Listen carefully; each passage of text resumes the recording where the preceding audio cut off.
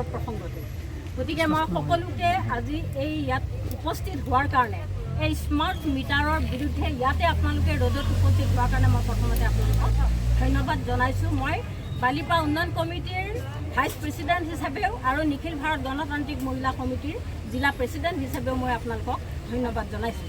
এতিয়া কথাটো হৈছে যে আজি স্মাৰ্ট মিটাৰ আজি আমাৰ যি চৰকাৰে এটাৰ পিছত এটা কিন্তু জনবিৰোধী নীতি গ্ৰহণ কৰি আহিছে। এটা বস্তুৰ মূল্যৰ দাম কিমান বাঢ়িছে, তাতে মানুহে এটা পুঙা অৱস্থাত গৈছে, নোৱাৰে, মানুহৰ ক্ৰয় ক্ষমতাটো কমি আহিছে আৰু তাৰ ওপৰত ভোটৰ নিচিনাকৈ দাঙবৰ ওপৰত যেনেকৈ পৰে ভোটৰ ওপৰত দাঙক, ঠিক তেনেকৈ আকৌ স্মাৰ্ট মিটাৰৰ কথাটো আনি দিছে। আৰু এই স্মাৰ্ট মিটাৰ লগোৱাৰ লগে লগে আমাৰ কি হ'ব, এই যে আপোনালোকে জানে যে মোবাইল ৰিচাৰ্জ কৰিলে আমাৰ যিটো ঘটনা ঘটে যে ৰিচাৰ্জ কৰিলে আমি ফোন কৰিব পাৰোঁ আৰু ৰিচাৰ্জ নকৰিলে আমি নোৱাৰোঁ। এতিয়া স্মাৰ্ট মিটাৰ লগোৱাৰ লগে লগে কিন্তু আমাৰ এই দশাটো হ'ব।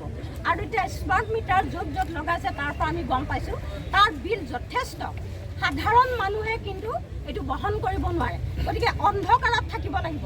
আজি আমি নিজকে স্বাধীন দেশৰ নাগৰিক বুলি আমি বাহাদুৰি কৰিছোঁ, কিন্তু এই স্মাৰ্ট মিটাৰ যদি লগাই আহিছে চৰকাৰৰ যিটো জনবিৰোধী নীতি এটাৰ পিছত এটা জনসাধাৰণৰ ওপৰত প্ৰয়োগ কৰি আহিছে, এই নীতিয়ে কিন্তু আমাক আকৌ অন্ধকাৰ পৰাধীন অৱস্থালৈ লৈ গৈ আছে। গতিকে ৰাইজ সময় থাকোঁতে আমি এই কথাবিলাক আমি সচেতন হোৱা দৰকাৰ। গতিকে আজি ঘৰে ঘৰে প্ৰস্তুত হৈ আছে। আমি যিটো গম পাইছোঁ যে কোম্পানীক আজি অসম চৰকাৰে কি কৰিছে, 840 কোটি টকাৰ ঠিকা দিছে অসম চৰকাৰৰ শক্তি বিভাগে। গতিকে আজি ক'ত লৈ গৈছে আমাৰ দেশখন?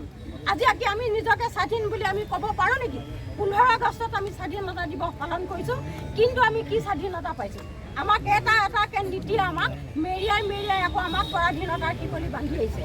গতিকে আমি যদি সময় থাকোঁতে ৰাইজ সচেতন নহওঁ তেতিয়াহ'লে দেখিব আকৌ আমাৰ অৱস্থা কিন্তু আৰু বেলেগ বেয়ালৈ ঢাপলি মেলিব। গতিকে আমাৰ কি হৈছে, আমাৰ ঘৰে ঘৰে এতিয়া স্মাৰ্ট মিটাৰ লগোৱাৰ যিটো লৈছে ব্যৱস্থা, গতিকে আমাৰ অনুপস্থিত কিছুমান লগাই থৈ আহিছে। গতিকে আজি তেজপুৰত দেখিছোঁ মাহত 5,000 টকালৈকে স্মাৰ্ট মিটাৰ আহি গৈছে।